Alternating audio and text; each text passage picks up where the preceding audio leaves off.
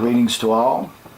I'm Dave Banks, and I have the great honor to sit down with Brother Willard Collins today, and our desire is to get his testimony as to what he witnessed in the ministry of Brother Branham, and also what he has seen as the Holy Ghost has ministered through him and around him in his 46 years, his near 46 years as pastor of Branham Tabernacle. And Brother Collins first met Brother Branham in 1955, so he is certainly a wealth of information, and he has so many wonderful stories that testify to Jesus Christ being the same yesterday, today, and forever. So this time we'll turn it over to Brother Collins, and he's just going to start with the beginning and just take us right through until today. God bless you, Brother Collins. Well, God bless you, Brother Banks. I appreciate that. Yes, sir. That's just wonderful. It's a highlight of my life to talk about the things that I've seen since I met Brother Branham. I want to start with this. I pastored a Methodist church 4 years before I met Brother Branham. And I had to go to Macon, Georgia to see him for my first time. And I had tried for years. I knew there was more to it than what I had experienced. And I tried to find that. I didn't know where it was. But one time I went to Bowling Green, Kentucky. The Jessup brothers was having a big meeting, and I thought maybe that was it. But it was a good services, but that wasn't it. I didn't satisfy completely. So I heard about Brother Branham, and I heard some mighty good things about him.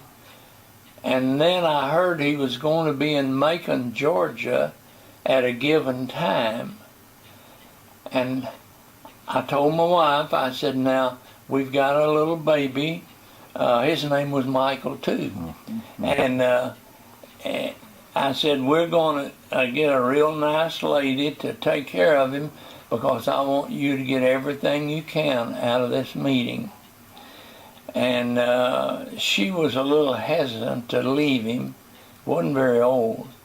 And finally she said, okay. So we left him with her. And she was there for one night's service, and she got to worrying about Michael. And I said, sweetheart, just call and talk to her, and you'll feel better, and that'll be fine. Well, she called, and the lady says, oh my goodness, said he's cried ever since you left. He won't quit. And said I took him to the doctor, and the doctor said there's nothing wrong with the child, he's just missing his mother. Then you know what happened there. After that first service, I brought her all the way back to this area, which is in Indiana, and I got ready as soon as I got back and headed back for Macon, Georgia, because I had found something that satisfied. Most wonderful service. And I got back all by myself, and I was in the bleachers. And they'd built a platform for Brother Branham out in a football field. And he was ministering from there. Well, there was two ladies sitting to my left in the bleachers. And I listened to them, you know, and Brother Branham got up and said, if I ever tell you anything wrong, don't never believe anything else I say, because God don't make no mistakes. And then he had a prayer line at the end of the service, and one lady, he told her what all was wrong with her, And then he said, you don't live in this city, you live in Augusta, Georgia. House number is so-and-so, and your name is so-and-so. And when he said that, those two ladies said, uh-oh. He missed it that time. We know her. She does not live there. Then I had to play Mr. District Attorney for a while and check that one out, because I wanted to be sure I knew where I stood.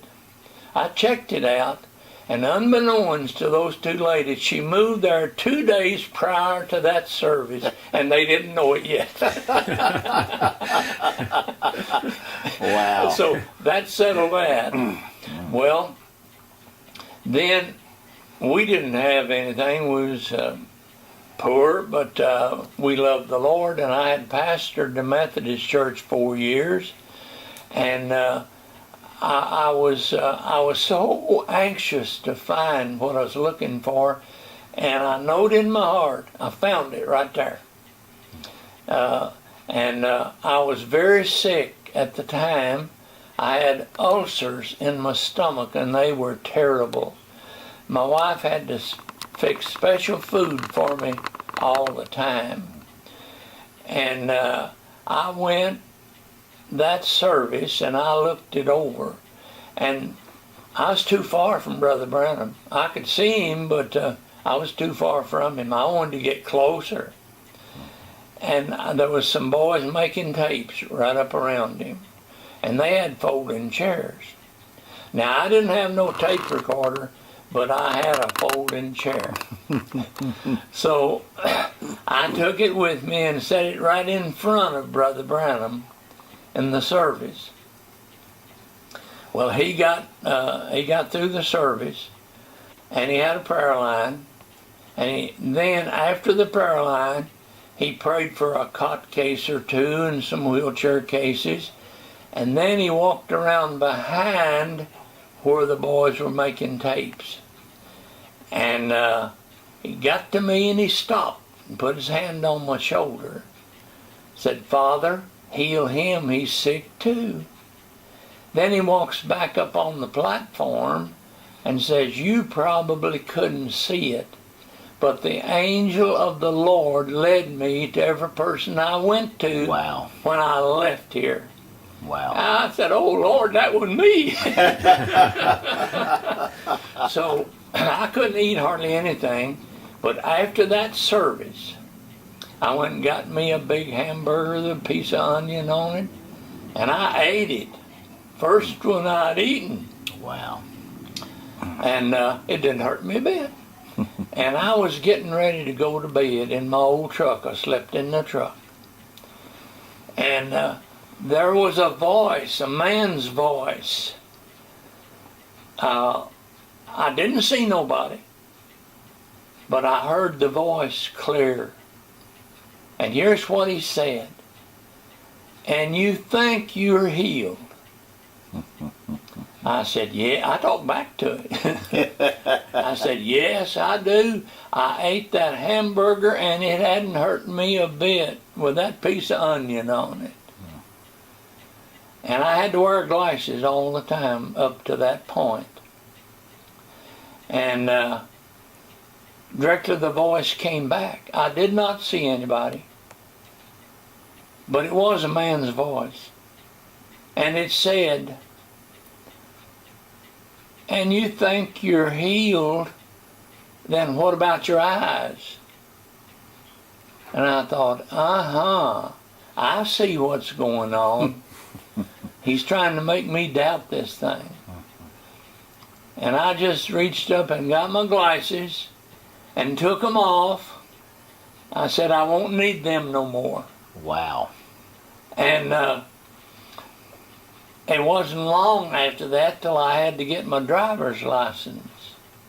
And they examined my eyes, and they said, "Well, they're not perfect, but you can get by without glasses this time." I said, "Well, thank you, that's fine." Then the next year the next time I had to get my driver's license. Then they checked my eyes again and said, "Your eyes are perfect."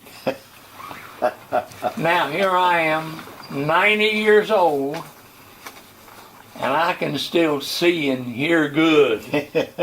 And I'm so thankful for that. That was the hand of the Lord in the beginning of what was taking place. Amen. Then, after the services there, I was so thrilled. I just couldn't hardly stand it. I found what I was looking for. And let me tell you what happened to my wife. I'm proud of that girl. I come back home where she was. She had been a Methodist all of her life. Her dad was a Methodist preacher. And I'd pastored a Methodist church for 4 years. And I come back home and I said, "Sweetheart, we're leaving the Methodist church." I expected her to ask questions. Why, where we're going, what we're going to do. We didn't have nothing. And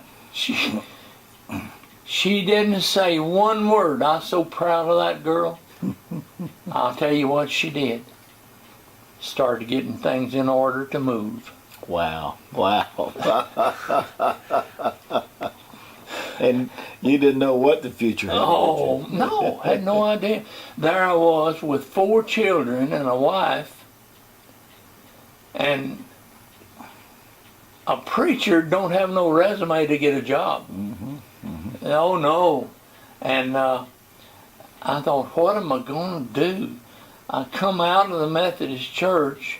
We didn't have anything. How am I going to make it? I've got to feed and clothe them, send the kids to school, got to have a place to live. And I tried in New Albany, Clarksville, and Jeffersonville to rent a place. Nobody would rent to me because I had 4 children, and evidently they had rented to a family somewhere that threw the house out the window, and they wouldn't rent to anybody with children. And no job, and no place to go. I said, oh my, what am I going to do? So I decided that I would try to find a job. And I had done some mechanical work. I went to Vissings Buick, was in Jeffersonville. I said, I need a job. And they talked to me a while and said, well, I'll tell you what, we'll hire you, but I'll tell you what your wages will be. Half of the money you take in, you get. We get the other half. At least it was a job. I said, okay, that's a start. Well, I went all the way to Charlestown, where they'd built those little shacks for the powder plant workers. And they built one that housed 3 families together, all together. And I was able to rent the middle one. And somebody said, where do you live? I said, I live in Charlestown. Oh, they said, that's nice. I said, yeah, and I've got close neighbors. We're 4 inches apart on each side. And they said, well, that's nice. Well, I worked at Vissings and was naturally getting far behind with everything. And to show you how the Lord works in such mysterious ways, this is going to be hard for anybody to believe, but so help me, it's the truth. The fella on my left side, he was an alcoholic. He come in one night and told his wife, said, I'm going to kill you tonight. And we could hear every word he was saying 4 inches apart. And oh, it scared us. We thought, oh my goodness, what do we do? And we laid there just a minute. I expected to hear a gun go off any minute. And it didn't. And directly the front door slammed, and I said, well, I guess he's killed her and gone. Looked out there, and that poor old woman was going to the coal bucket to get a bucket of coal to keep the fire going. I said, oh my goodness. And but the fellow that lived on the other side was from eastern Kentucky, a fine boy, young fellow. He come to me, said, I'm opening a Texaco service station, and he said, I want you to come and do my mechanical work, and I'll pay you more than they're paying you up there. I said, well, I'll have to give him a 2-week notice. He said, give it to him. I said, okay. I gave it to him, and I kept up with the mechanical work. Everything was going fine. And when I wasn't doing mechanical work, I'd be doing something. I'd help wait on the pumps or something to stay busy. And they were fine, 2 boys, and they were fine boys. And they was busy doing something, and a beautiful car pulled up to the pumps. It was beautiful. It wasn't very old either. Shiny, solid black. And I went out to wait on, expecting to hear, fill it up. That's what everybody said. And I said, what for you? The driver says, how much will you give us for the car? I didn't have no money. And I said, I guess it's all I had. I said, I wouldn't give you but $10. Now that's the part that people can't believe. You could buy a car for $10. And a beautiful car. And said, I know they wouldn't take it. I said, what I'd give you, you wouldn't take. He said, make us an offer. I said, I wouldn't give but $10. He reached in the glove box, got the title, handed it out the window, said, here's the title, where's the $10, and which way's the bus station? I was shocked. I thought, I had never seen nothing like this before. That wouldn't buy the lug bolt. And I told him everything, and I give him the $10. I'm sure it's all I had. And there was 2 of them, and they hiked off to the bus station. Well, I go inside and call the state police. I said, I've got a stolen car down here. I'd like for y'all to come down. Well, you'd have thought the same thing. Mm-hmm. Yeah. And they said, are you sure it's stolen? I said, I'm positive it is. I couldn't think of nothing else. Mm-hmm. And they said, give us a serial number off of it and we will check it out and call you back. They did.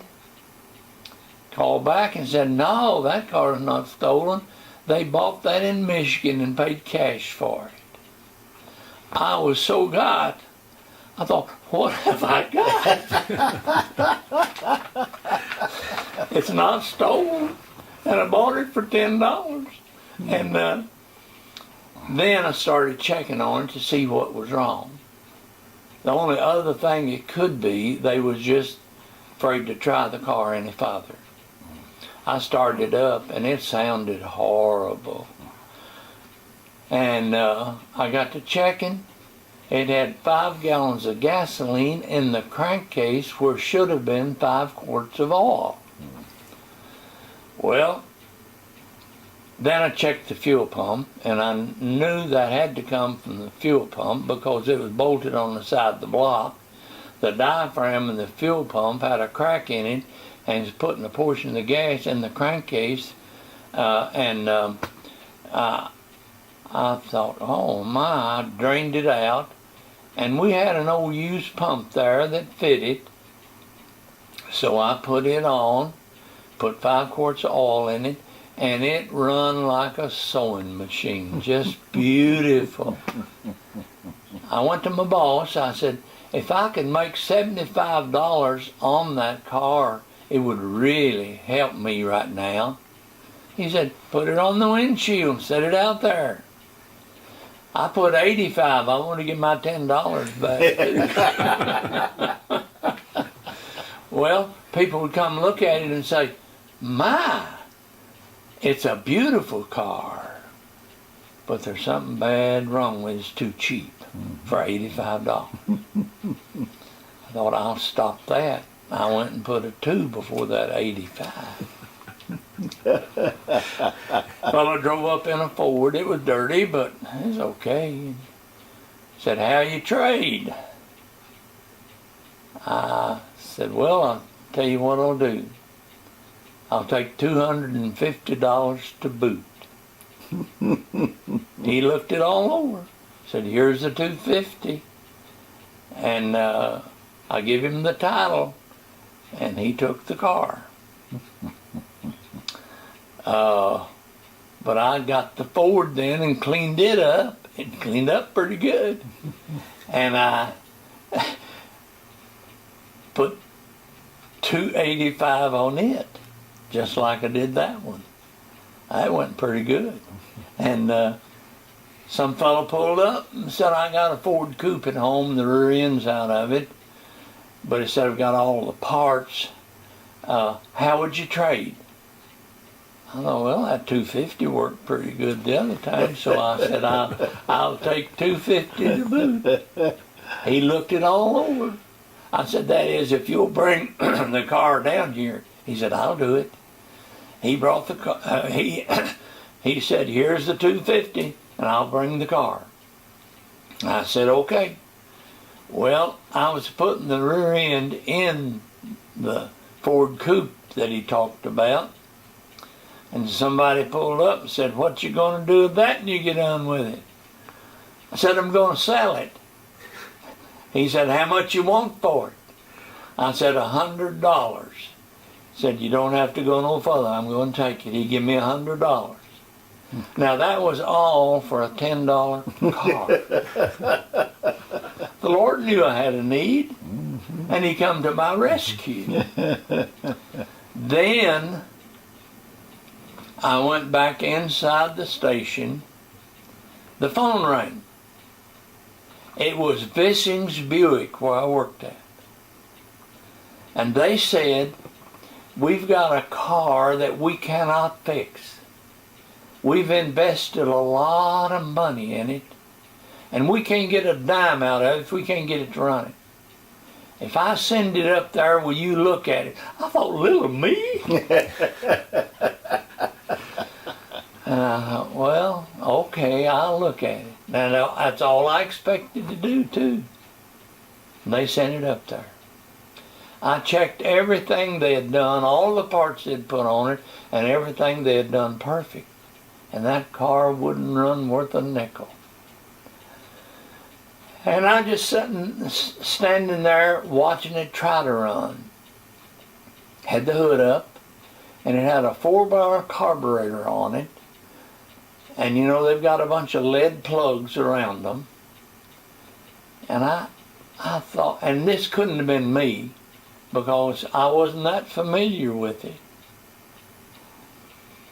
I thought, I wonder if one of those passages inside that carburetor where it's supposed to be the fuel or air would be stopped up, causing all this trouble. I'm going to drill out this one right here. I did. It was the right one. It was so stopped up with carbon, I had to take a drill bit and a drill and run it through that carburetor to open that passage up. I did.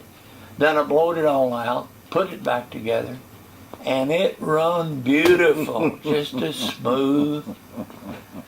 I called Vissing back up. I said, you can come and get your car. He said, is it fixed?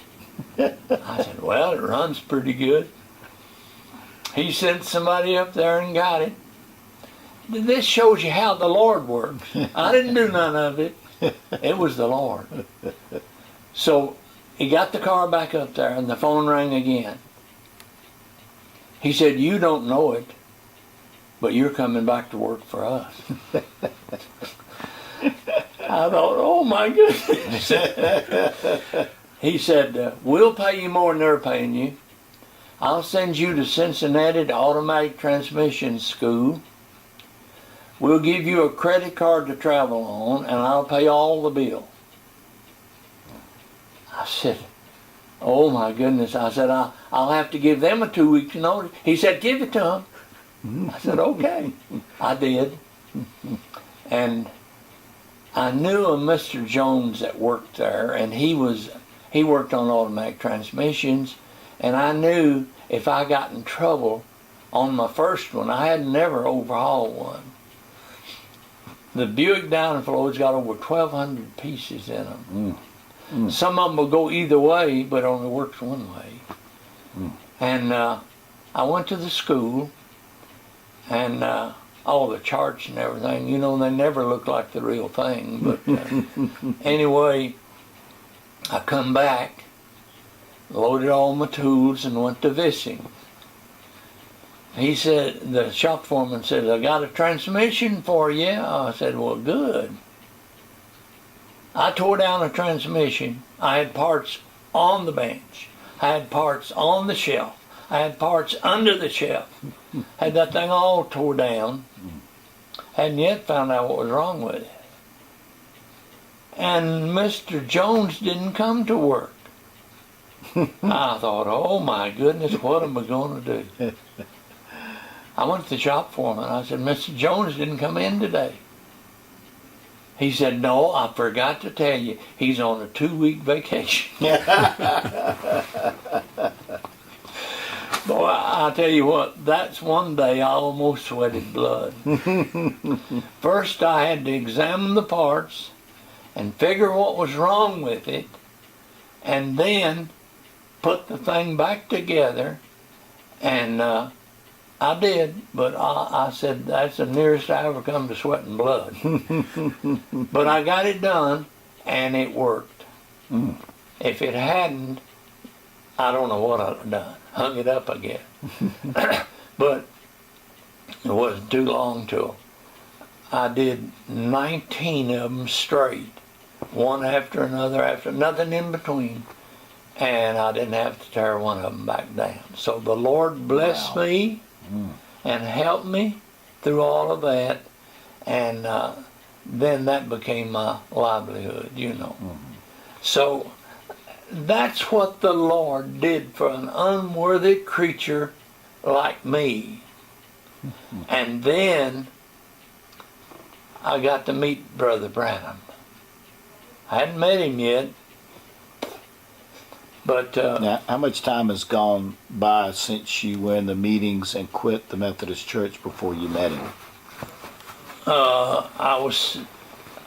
met him soon after the meeting. Okay. Soon after. Brother Estel Beeler took me to see Banks Woods. He lived next door to Brother Branham. And he said, let's go see Banks. And I said, okay. Well, we got there, and they was mowing a big yard laid in between them. And Banks come around, and I shook hands with him, and he greeted me. And I looked, and another fellow was coming, mowing. And he had his shirt off and great balls of sweat standing on. It was hot weather. And it was Brother Branham. He come on over where I was, and Banks says, Brother Branham, this is that Methodist preacher that was healed in Macon.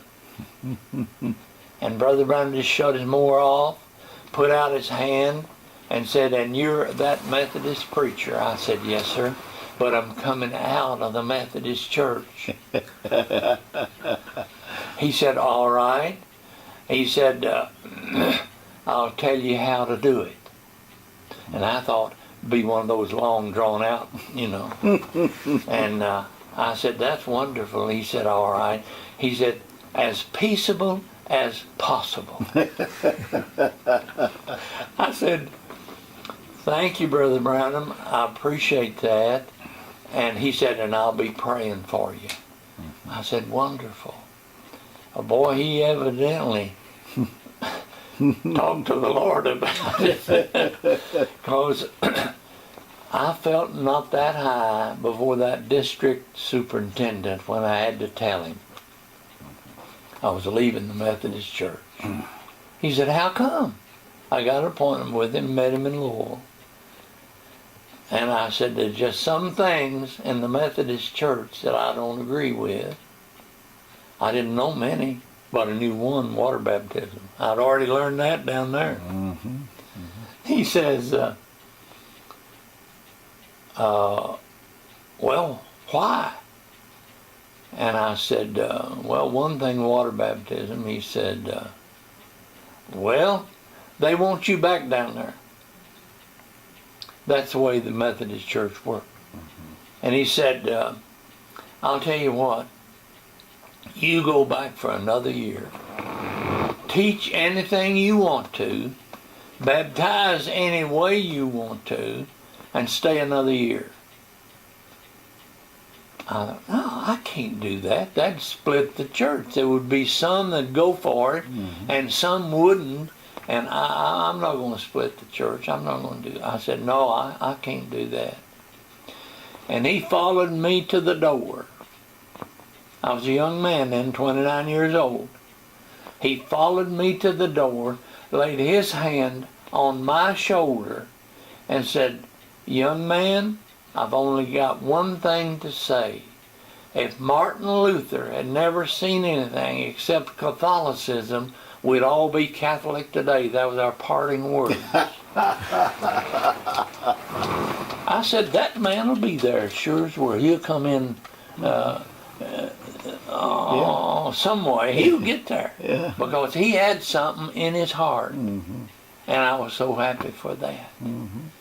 Oh my. And then things really began to happen.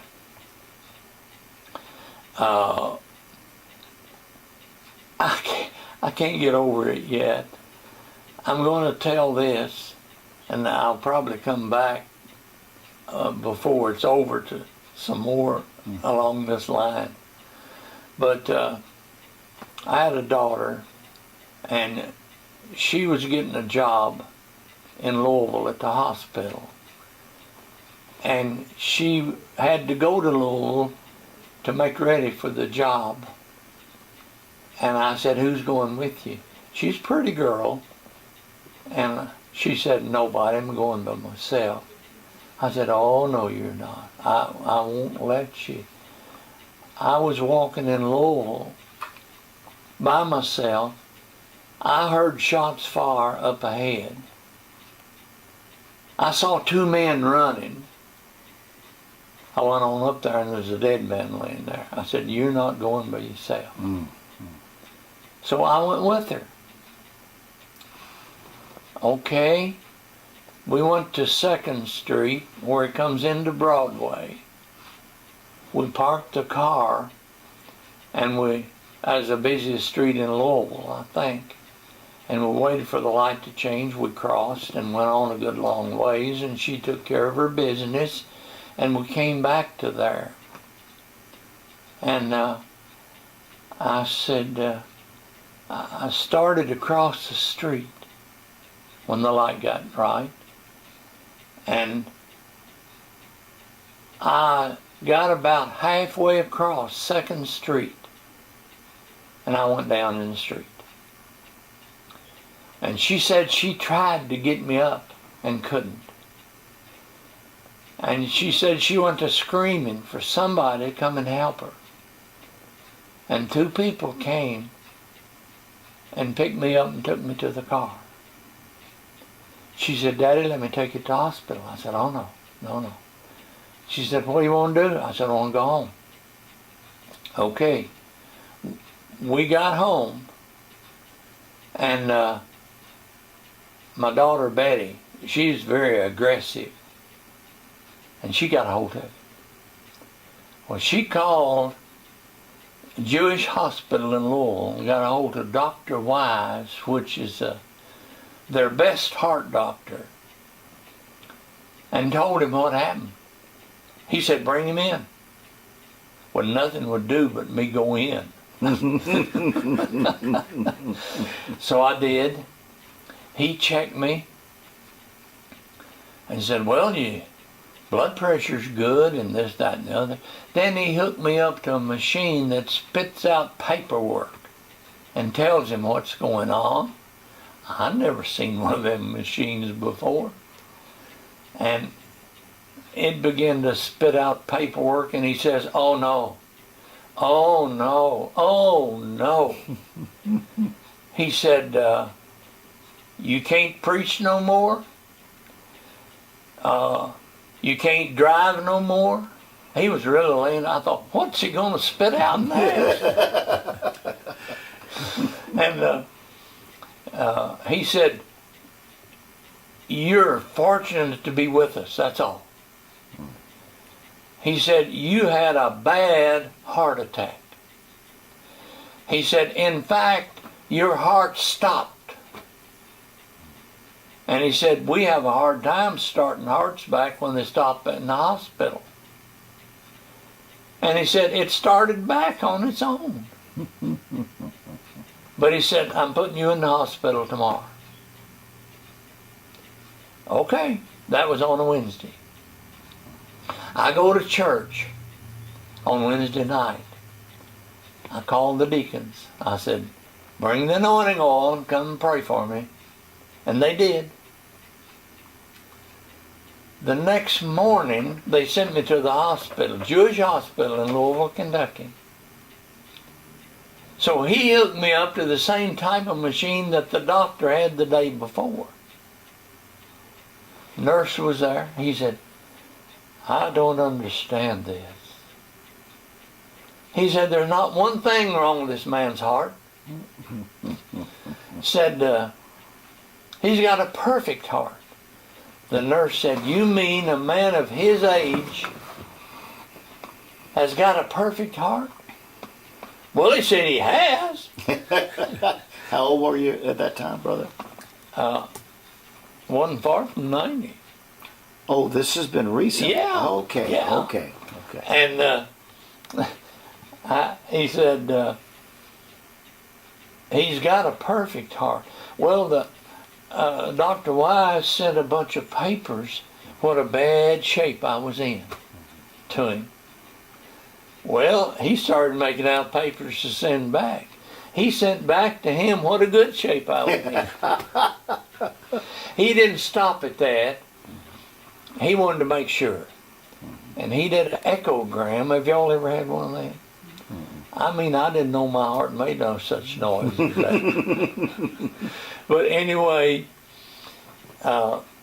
he did an echogram, and he said, my goodness, he said, that's perfect too. Then he said, I'm going to do one more thing. I'm going to do a heart catheterization. Said, I'm going in his groin with a camera, and I'm going and see what's going on. He did. He said, there's nothing wrong. He don't even need a bypass of no kind. Said, he's just perfect. Wow. Well, when Dr. Wise found out about it, he said, you got to come back. You got to come back. I went back, and he started. And he did just what he did the other time. He said, I don't understand it. I don't understand it. He said, I just don't get it.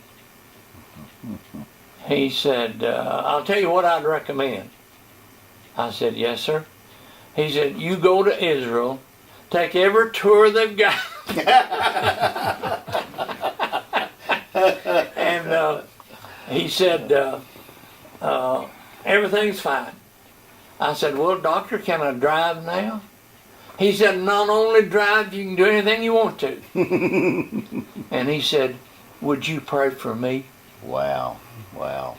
I said, I believe every bit of that happened for that doctor. He had never seen anything like that before. Yes, sir. He had the proof that he needed, and that was wonderful. And I never actually had pain out of it, but I felt pretty weak for a while, but I mean, it all came back, and that was all it was to it. Wow. So now that brings up some things that I saw with my own eyes.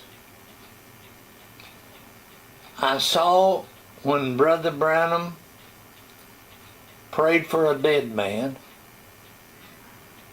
at the tabernacle. Brother Wade, he died. He was almost in the front of the church. I was a few feet from him. And Brother Branham had the people to stand for dismissing. And Brother Wade pitched forward. His wife was a registered nurse. When he did, she dropped down on her knees before him and checked him. And then she screamed. He was gone. Brother Branham kind of quietened the people a little bit and stepped down there calmly, walked over to him, laid his hands on him, and said, "Father, let his life come back into him." He did. The man went out and ate a chicken dinner. My goodness. Oh. Listen, there was never a man on this earth that was any greater than Brother William Marion Branham. He didn't make mistakes. He didn't jump at conclusions. He stayed with the facts. And he was the greatest man I've ever seen in my whole life. And whatever he said, I believed it. And I still do. He was in touch with God. And he didn't tell you anything until the Lord showed him. And he laid it all out. A beautiful, beautiful picture of it all. And now let me tell you what happened. He come to me then and said, "Would you accept the responsibility of being a deacon in the Branham Tabernacle?" And what year is this, Brother Collins? Do you know?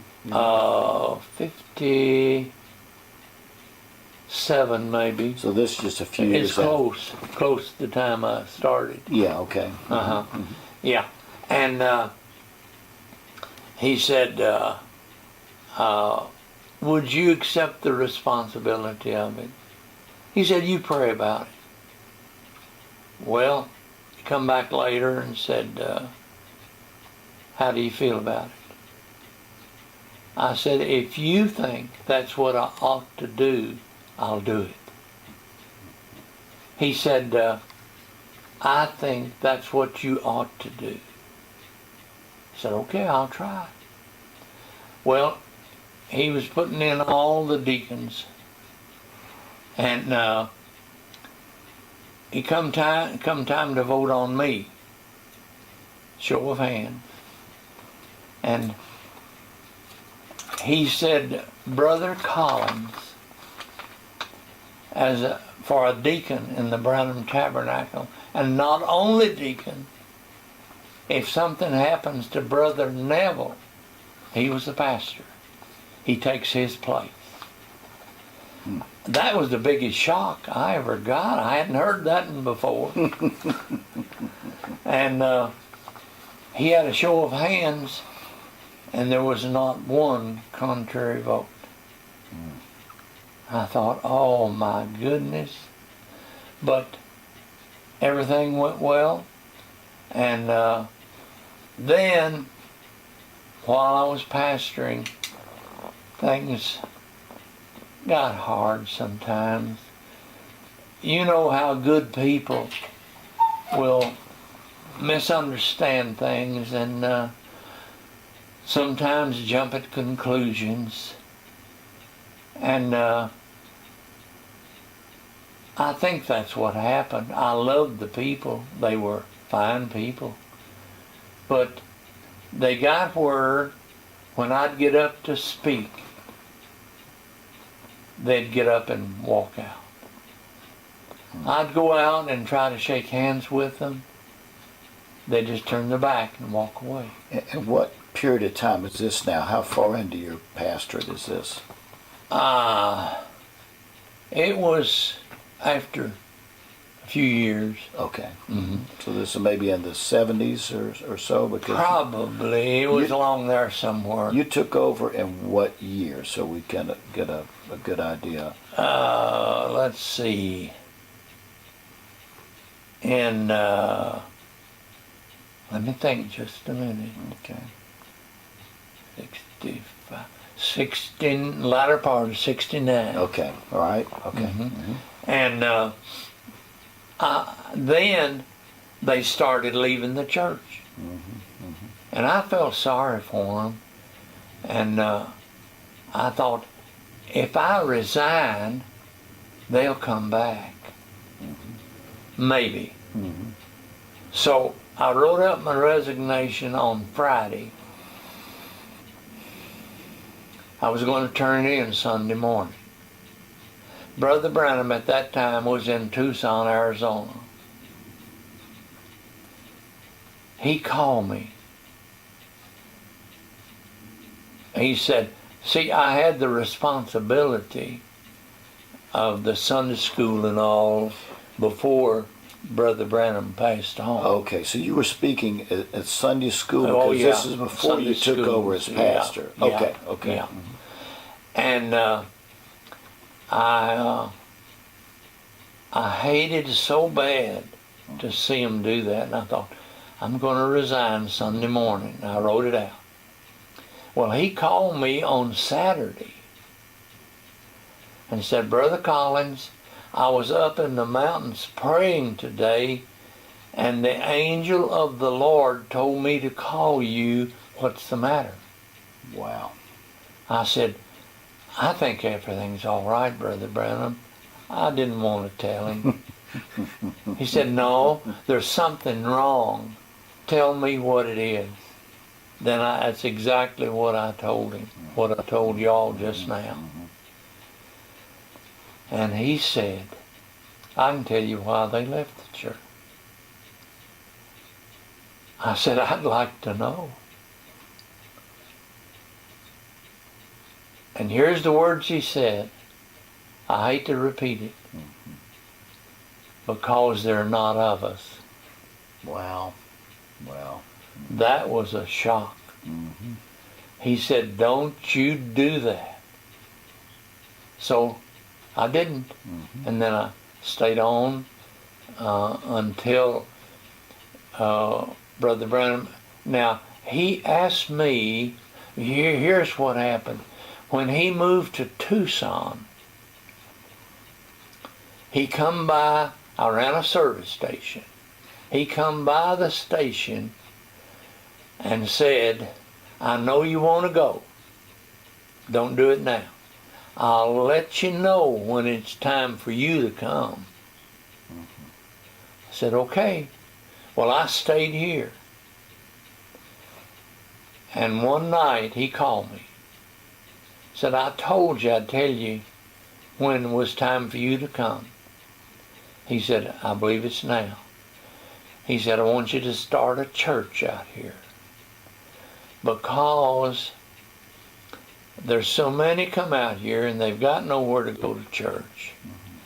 And I promised them I wouldn't start a church, but you didn't. And how long was he there in Tucson before he gave you the green light to go? Just a matter of months? Or?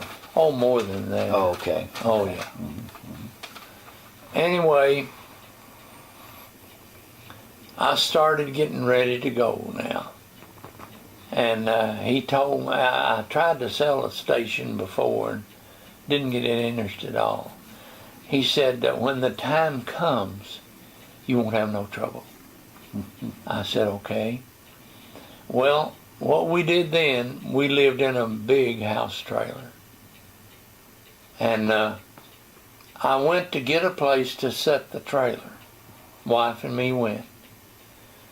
And we got the place.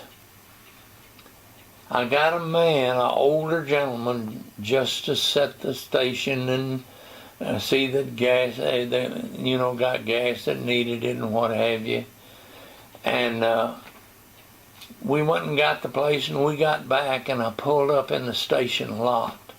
So you've got a place out in Tucson now, ready for the trailer. Okay. Uh-huh. And when I pulled up in the lot, the old gentleman come walking out to the car before I got out. He said, "I heard that you might sell this." And I said, "Yeah." He said, "Get out, it's sold, let's inventory." That's how much trouble it was. And that's immediately after you get back from Tucson. Immediately after I get back. I tell you, the Lord's been too good to me. He's got me spoiled now. And now here's something else. I don't normally tell this. I don't like to tell anything. Makes it look questionable on other people. Sure. But I got out there, and I pulled that big trailer out there. I had fun. That was an ordeal, is what you're It's an saying. ordeal. And how many days did it take you to take it out? 1 week. Oh, my goodness. 1,963 miles. Yeah. I got to Texarkana. I had to have a permit through every state. I couldn't travel an hour before sundown. I couldn't leave of a morning till an hour after sunup. I think it's an hour. It might have been 30 minutes. And I finally got there, though. And I got there, and Brother Branham come to see me, and he said, "Now we'll start hunting for a place to start a church." He and Brother Roy Roberson was trying. And we was looking for a place, and we hadn't found one yet. We went several days there looking. And Brother, could I get by without calling the man's name? Sure. Okay, sure. I'll do that. I don't want to hurt nobody. He come out there and got up and announced to the people, "I'm going to build a church that'll seat 1,965 people." Well, Brother Branham came over after he made the announcement. And here's what he said. "Did you hear that Brother so-and-so was coming to build a church to seat 1,965 people?" I said, "Yes, I did." And I never will forget, he just looked down and said, "Oh well, let him go ahead and we'll buy it from him." Well, he never got it built anyway, so it worked out. But and it didn't, therefore it didn't work out. And then in 65, after Brother Branham's going, no, it was 69, I stayed 5 years after he's gone. And we moved back down to the old farm where I was raised at. And they called me then, that was in latter part of 69, and said, "Would you come and take over Brother Neville's place?" They knew Brother Branham had even voted on it, you know. Brother, can I ask you one question before you get there? Go ahead. I think it's worth emphasizing. You could visibly see the disappointment on his face for what he knew was the perfect will of the Lord out there. Yes. And when he dropped his head, that Yes. was a clear disappointment. It was. Yes, okay. Right. That's right. And when we got moved out there, it was wonderful. he would come by and take us on Sunday morning to a nominal church. So we'd be going to church. Yeah. He did that, I don't know how many times. Wow. It was just marvelous.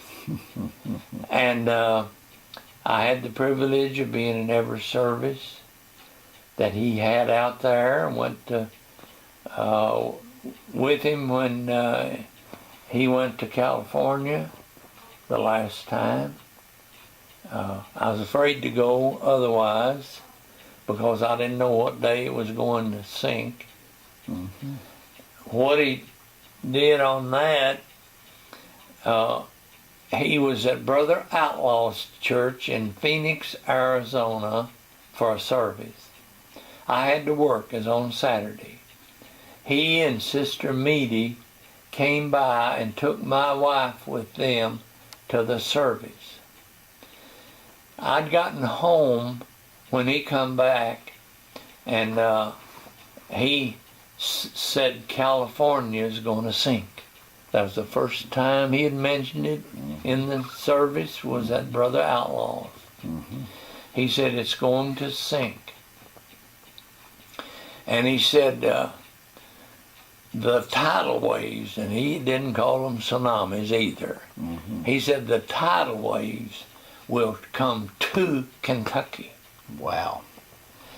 He said it will be a fulfillment of the scripture of the people weeping their way through the desert, weeping, the water weeping its way through the desert. He said it won't be the water weeping, it'll be the people weeping at what the water's doing. Wow. Wow. And he didn't say when, but he said it will be, it'll happen.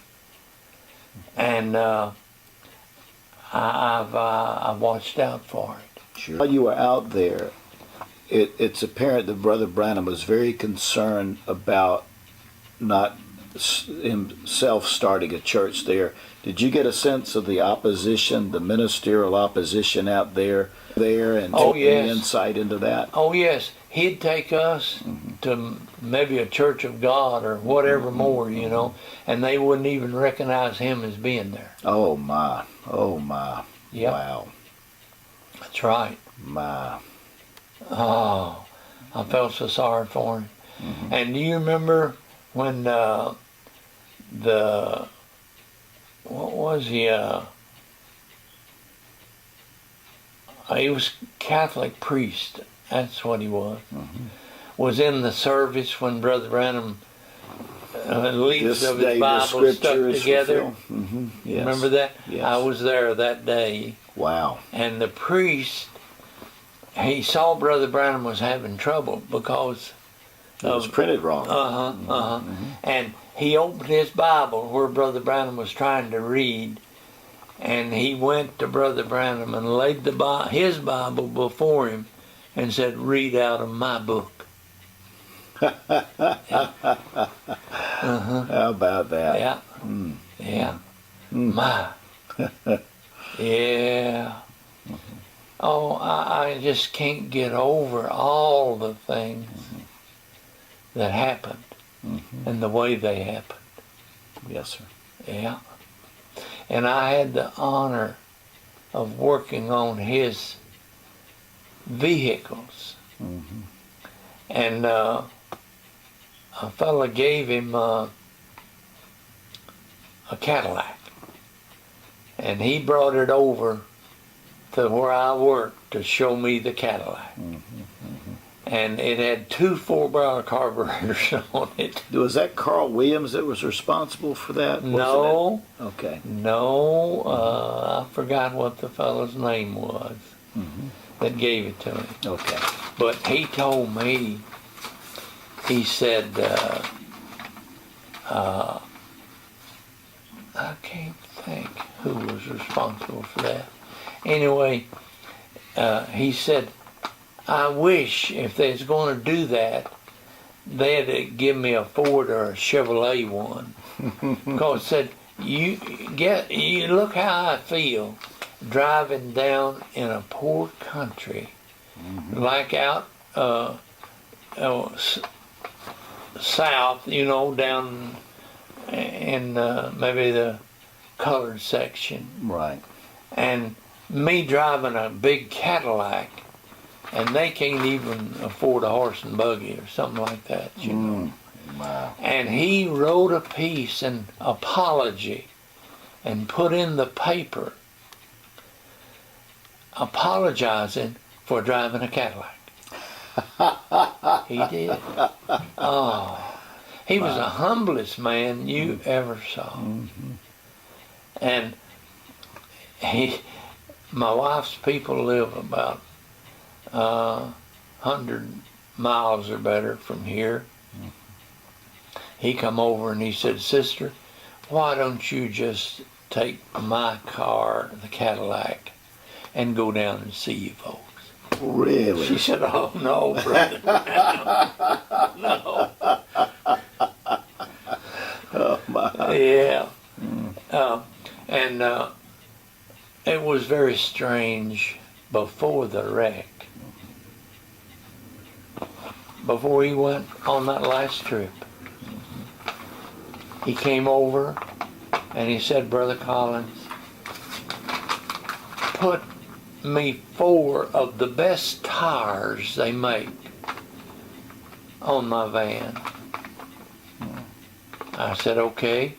I ordered 4 nylon 500 Firestones. That was the best tire they made at that time. Put them on. And after he had the wreck, and they called me, I headed that way. And I found the place where he wrecked at. I made the pictures they put in the books. I found the car where they'd taken it to and made pictures of it. And I looked especially to see the condition of the tires. As bad as that car was torn up, there was not one flat tire on it. Wow. Wow. How about that? Yeah. I wondered why he was wanting to change the tires. But he did. Now, that ended up, I was here in the early 70s, and I went, Brother Arnett took me to Brother Neville's, where the car was He had the car at that time. And what's happened to it since then? I don't know for sure. Voice of God may have it somewhere. I don't know. They determined that it wasn't feasible to fix it because they said it would have to be by the parts, it would have to be a complete different car. I believe it. Yeah. Oh, I do too. Yes, sir. I do too. Yeah, I certainly do. Well, before we get to you taking over as pastor once you moved back, you stayed out there a number of years before you moved back. 5 years. Before we get to that, just one, are there any other instances like the night where the pillar of fire came down on the wall and drew the Oh, things? yes, I say. Brother Branham was speaking, and this was a few services after he had drawed all this on the blackboard. And I don't remember how many services it was after, but on a Sunday morning, the pillar of fire came down on the back wall before the church was redone. And you're seeing this first person. Oh yes, every bit of. I didn't miss a service. I was sure of that, but I just want to make sure that's clear on the camera. Yes, sir. And I can tell you what I saw, but somebody else might have seen something else. I don't know. But the pillar of fire was on the back wall. As you come in the front of the church, it would have been to your left. And acted out exactly what he put on the blackboard when he was preaching Wow. the church ages. Was it a cross like a screen, or did it change through the phases of the moon? Okay. What I saw, and that's all I can say, it was there on the wall.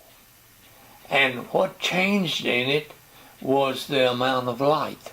So it actually went through the phases there. Went through every phase. Wow. And the last phase, Totally it looked black. like there was no light. Yes, sir. Yes, sir. And it was amazing. And let me tell you what a group of And how long was this? Just a matter of seconds? Or No, minutes? it would be, I would say a minimum of minutes, but not long. And then it changed to another. And is everybody just silent watching this happen? Just A lot of them were 'cause that- screaming. Okay. Yeah. Wow. Oh my. He was ready to dismiss, and he said, if you want to see something, look on the back wall. Wow. Wow. Yeah. Yeah. That was marvelous. And the whole thing is, Yes, sir. oh my, I can't get over it. It's so supernatural all the way. Yeah. And before we get past this period of time, and of course I want any other events like this that you think of, but one special time I've always been fascinated with is the time when there were efforts to oust Brother Neville, and Brother Branham was supposed to be on the road traveling somewhere, and he just pops in out of the blue right during that service, as I understand it, and that's when he makes the statements, the pastor is the pastor until. Yes. What is the background of that? Obviously, there was something going on for some period of time with there had to have been a little group there pushing for that. What can you tell us about that? There was. It was the same group that was trying to get me out all the time. Okay. Yeah. Yeah. And if Brother Branham hadn't put me in, I wouldn't have stayed. Yes, sir. No, it got a little rough a few times. So they were pushing for a vote that night to vote him out, and were you surprised to see Brother Branham walk out on the pulpit like everybody? I'm sure. You'll have to see me first.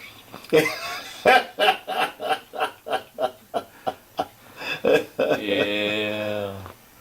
No, Brother Branham really appreciated Brother Neville. Yes, sir. Yeah. Yes, sir. He was a good man. So obviously Brother Neville is aware something's going on to some degree, you would think, and I can imagine that sure did put a charge into him and probably the ones who were supporting him at the time for Brother Branham to come put that mutiny, which is nothing more than a mutiny. That's right. And what kind of man would be doing that to a man that Brother Branham put in that position is beyond my comprehension. I don't know. But some people thought they knowed it all. Oh, sure. That's what it was. Yeah. Yeah. My Brother Branham was for Brother Neville 100%. And Brother Neville was a good man. Real good. Yes, sir. My. Oh, my. So any other events like that or other aspects of the supernatural before we move on to your pastorate that you want to highlight that you witnessed? Oh, my. We could go on all I'm day. sure we could. Oh, yes. Oh, yes. The Lord was certainly in every bit of it. He'd take me squirrel hunting, and he'd discuss things that he didn't discuss otherwise, and I don't discuss them because if he hadn't have held it back, I could, but I can't. Sure. Right. But one day he said, let's go down to your dad's squirrel hunting. I said, okay. Well, we went down there. He said, we'll hunt tomorrow and then we'll stay all night and hunt the next day. And I said, okay. And we got there, and he said, now, I saw a pile of hay out in the barn. Said, you and me will just sleep out there. And my mother found out about it. Well, She said, you're not sleeping in the barn here. You're going to sleep in my bed. Well, that was the first time that I had the opportunity of sleeping with him. We slept upstairs, and I asked him a question. He would tell you exactly. I asked him a question. I said, Brother Branham, while we were laying down, I said, Brother Branham, I read in Acts 2 different things concerning when the light appeared to Paul. I said, one of them is they heard the voice, but didn't see the light. The other one is they saw the light, but didn't hear the voice. And I thought, he'll have the answer. And you know what he said? I don't know. I've wondered about that all my life, and I do not know. How about that? Yeah. He was up front with you. Yes, I mean, honest, that's right. Wow. And I want to tell you what he told me about my dad. My dad wouldn't have nothing to do with this message. And it really bothered me. I thought, oh, why? I baptized my mother. And it really baptized me. I mean, it really hurt me. And when we went down there squirrel hunting, I thought, that's when my dad will see it. He'll do it. Brother Branham talked to him and all. He didn't mention one thing about this message, talk to him about fishing and hunting and traveling and all of that, you know. And I thought, oh my. And I come back, I was worried. Now the best I remember the way it went, I was baptizing an old gentleman in the pool. When Brother Branham walked by leaving, and I was thinking how I wish that was my dad. The next time I saw Brother Branham, he said, don't you worry about your dad. He's all right. Boy, that shocked me to no end. I thought, how can he be? He said, here's what it is. He said, he won't come up with this people. He'll come up with John Wesley's people. He was with them. Wow. And he's all right. Wow. Wow. That shocked me. Oh, isn't that wonderful? How about that? Yes, sir. Wonderful. Oh yeah, I baptized my mother, and she loved the message and all of that. And my dad, I play him a tape, and he'd sit there and go to sleep. Wow. Yeah. Wow. Yeah. Oh yeah, and he always said he didn't snore. One night he laid on the couch and went to sleep. He was really sawing gourds, you know. And I turned the tape recorder on. I got a good hearing of all of that, you know. And then I woke him up. I said, Daddy, I got something I want you to hear. And he smiled and said, okay. And I played it to him. He just sat there and laughed. Yeah. So any other events you want to go over before we get to when you transitioned into the pastorate? There's quite a few of them, but I hate to carry it on and on where people get tired of it. Well, I mean, we've got all day, but we don't want to take all of your time, but we certainly don't want to miss something that you'd like to get on record. So. Yeah. Yeah. When we went squirrel hunting down at my dad's, Brother Branham went one way, I went another, and the only thing I had was an old 12-gauge shotgun. And the tallest tree in the woods, a squirrel was right up in the top of it. And I let him have it at that 12-gauge and burn him a little bit. And he moved to the other side of the tree. I moved too. Let him have it again. He moved back. We was back and forth and playing around the top of that tree, you know. And finally, the squirrel fell out. I thought, oh boy. And I heard somebody coming through the woods.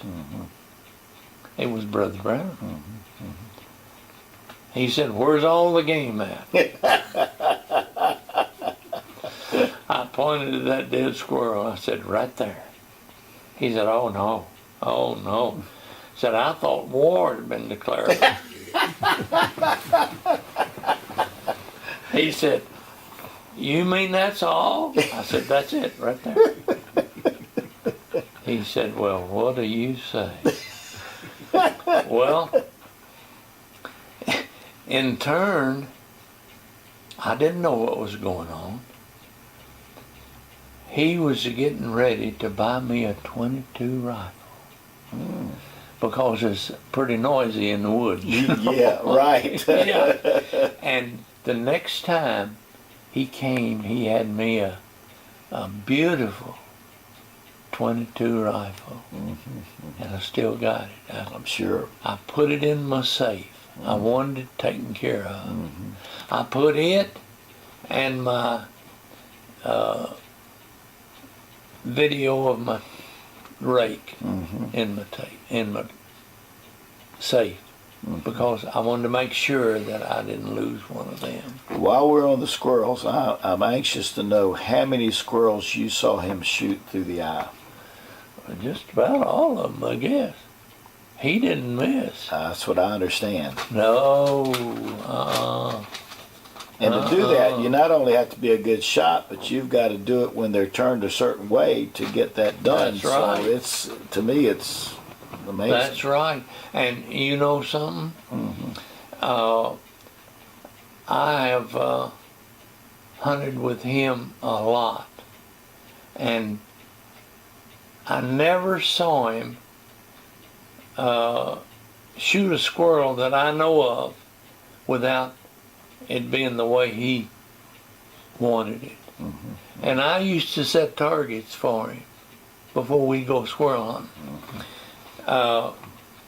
We was out there in an old barn, and I'd take a target, and he said put 4 thumbtacks to hold the target up there. Then he'd say put another thumbtack right in the middle of the bullseye. And he'd back up with that rifle and put a bullet right on the center of that thumbtack in the bullseye and drive it through the board and put 2 more bullets in the same hole. Oh my goodness. So now I'm ready to go hunting. Yes, sir. Wow. And he was just as perfect with the message as he was with his shooting. Absolutely. It hit the target every time. Yes, sir. Yes, sir. Oh, my. Yes, sir. Yeah. So unless you think of something else significant, we can maybe move on to when you took over as pastor and that transition. Well, it all worked out. When they called me, wanted to know if I'd take it. I said, get both boards together, trustees and deacons, and have a vote. And if there's one contrary vote, I won't come. And I said, and then if there's no contrary vote, put it before the church. And if there's one contrary vote there, I won't be there. I won't come. Wow. And they called me back later, said, the signal is to come on, no contrary votes. Wonderful. Yeah. I wasn't going to do that. If there was opposition, I didn't Sure. want to get in the middle of something. Sure, sure. And what were you doing at this time? What just farming at the time? Let's see. At that time, I just got back here from Tucson, and I was down on the farm that my dad left for me when he passed on. I was there, and I'd taken over the dairy and was milking cows. And that's a 24-hour day job. You can say that again. Yes, Yes, sir. Yeah. Yes, sir. But I enjoyed it. I liked the farm, but then I moved back up here. Okay. Yeah. So any I'm sure there are many highlights during your pastorate of 46 years. Anything that you like to get into during the pastorate? Well, I just had to overlook a lot of things. You know, I'm sure. There was a group that wanted me out all the time. In fact, they got a petition to get me out. And the way the petition read was this: is there anything you'd like to see changed in the Branham Tabernacle? And most anybody could say yes. They'd say sign right here. Oh my goodness Well, gracious. That worked good for them, I guess, until they went to Brother Nash, a black brother. And they presented it to him. When they did, he said, do you see that door you come in at? I said, yeah. He said, out the same door. God bless Brother Nash. Huh? He was precious. Vote with your feet, right? Yeah, I believe he lived up close to 100. Wow. Yeah. God bless He him. made my day one day. I was getting up, you know, nothing like I am now, but I never dreamed I'd get to 90. But anyway, I was getting up pretty good, and I think I was in my early 80s. And Brother Nash come up to put in his birthday offering. The song leader said, how old are you, Brother Nash? He said, 95. I said, he made my day. Yes, sir. Yeah. Yes, sir. Amen. Yeah. Yeah, Brother Nash was a lovely, lovely fellow. One time I'd been to make a sick call up in Ohio. And Brother and Sister Nash went with us, my wife.